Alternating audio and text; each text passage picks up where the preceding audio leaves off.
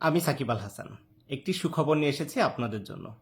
বাংলাদেশ ক্রিকেটে ভক্তদের জন্য বড় চমক। নববর্ষে সবাইকে চমকে দিয়ে নিজের ফেসবুকে বার্তা দিলেন সাকিব আল হাসান। কি বললেন তিনি? কেন এই পোস্ট ঘিরে তৈরি হয়েছে নতুন আলোচনা? চলুন জেনে নেই। নববর্ষ উপলক্ষে নিজের অফিসিয়াল ফেসবুক পেজে শুভেচ্ছা জানিয়েছেন সাকিব আল হাসান। তিনি ভক্তদের উদ্দেশ্য করে বলেন, নতুন বছর সবার জীবনে বয়ে আনুক সুখ, শান্তি আর সফলতা। শুধু সাধারণ শুভেচ্ছা নয়, সাকিব তার বার্তায় দেশবাসীর প্রতি কৃতজ্ঞতাও প্রকাশ করেন। তিনি উল্লেখ করেন, কঠিন সময়ে ভক্তদের ভালোবাসা আর সমর্থনই তাকে এগিয়ে যেতে অনুপ্রেরণা দেয়। এই পোস্টের পর মুহূর্তেই ভরে যায় কমেন্ট সেকশন। ভক্তরা শুভেচ্ছার পাশাপাশি সাকিবের জন্য দোয়া আর ভালোবাসা জানাতে থাকেন।